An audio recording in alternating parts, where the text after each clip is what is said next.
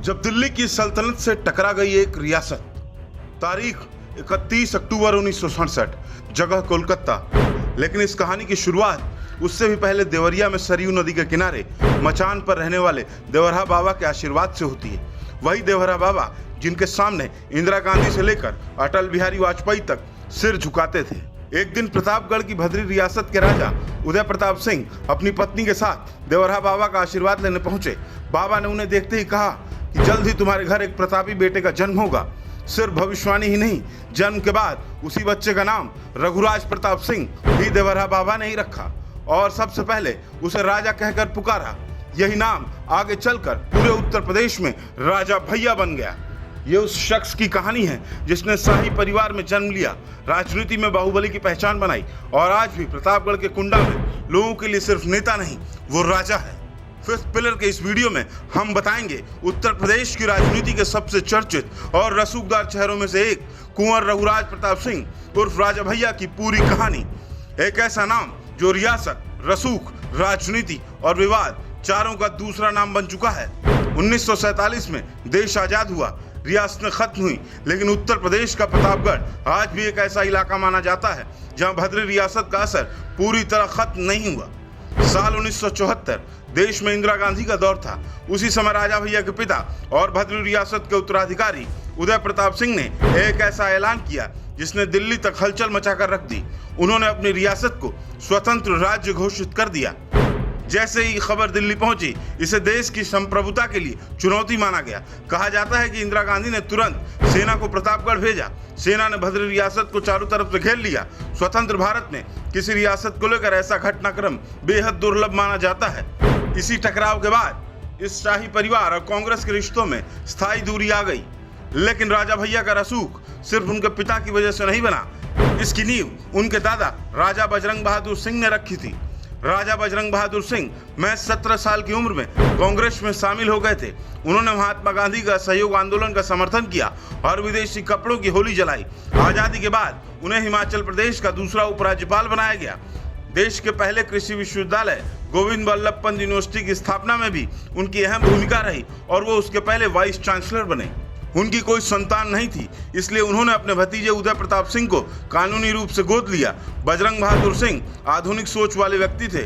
उन्हें विमान उड़ाने का शौक था। उन्होंने हिंद फ्लाइंग क्लब की स्थापना की और कुत्तों की ट्रेनिंग पर ट्रेन योर ओन डॉग नाम की किताब भी लिखी। यही उड़ान का शौक आगे चलकर उनके पोते राजा भैया में भी दिखाई दिया। 31 अक्टूबर 1967 को कोलकाता में राजा भैया का जन्म हुआ। जन्म से पहले ही देवरा बाबा उनकी भविष्यवाणी कर चुके थे। बाबा ने ही उनका नाम रखा और उन्हें राजा कहकर पुकारा। राजा भैया भी अपने पिता की तरह बाबा के अनन्य भक्त रहे और आज भी किसी बड़े काम से पहले देवरिया स्थित आश्रम जाना वो नहीं भूलते। साल 1993 यहीं से शुरू हुई राजा भैया की असली राजनीतिक पारी। शाही परिवार से होने के बावजूद उन्होंने किसी पार्टी का सहारा नहीं लिया। पहली बार कुंडा विधानसभा सीट से निर्दलीय चुनाव लड़ा और जीत गए। इसके बाद कुंडा ऐसा गढ़ बना जहां बड़े बड़े दल आते रहे, लेकिन राजा भैया का किला नहीं हिला। लगातार कई चुनाव उन्होंने निर्दलीय जीतकर यूपी की राजनीति में अपनी अलग पहचान बना ली।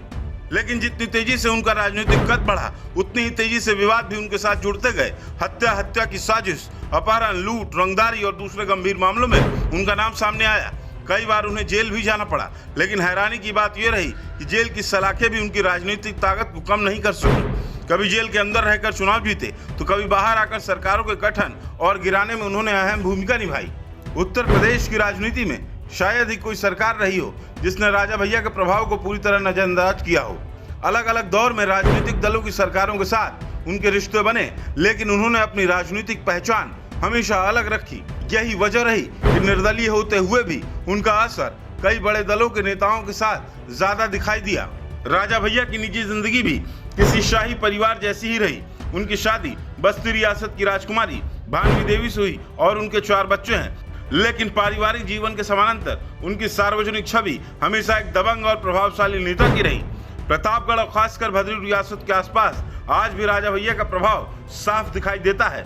उनके समर्थकों का दावा है कि लोगों के सुख दुख में सबसे पहले राजा भैया खड़े होते हैं। यही वजह है कि इलाके में बड़ी आबादी आज भी उन्हें सिर्फ विधायक नहीं, अपना राजा मानती है। दूसरी तरफ उनके विरोधियों का आरोप है कि यही प्रभाव कानून और लोकतंत्र पर भी सवाल खड़े करता है। राजा भैया का पूरा राजनीतिक सफर भारतीय लोकतंत्र का एक बड़ा विरोधाभास भी दिखाता है।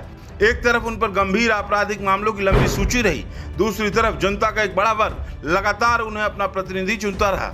यही विरोधाभास उन्हें उत्तर प्रदेश की राजनीति का सबसे अलग और सबसे चर्चित चेहरा बनाता है। 1947 में भले ही देश से रियासतों का दौर खत्म हो गया, लेकिन प्रतापगढ़ की भद्र रियासत का असर आज भी राजनीति में महसूस किया जाता है। फर्क सिर्फ इतना है कि आज ताज और सिंहासन नहीं है, लेकिन रसूख, जनाधार और प्रभाव पहले की तरह कायम है।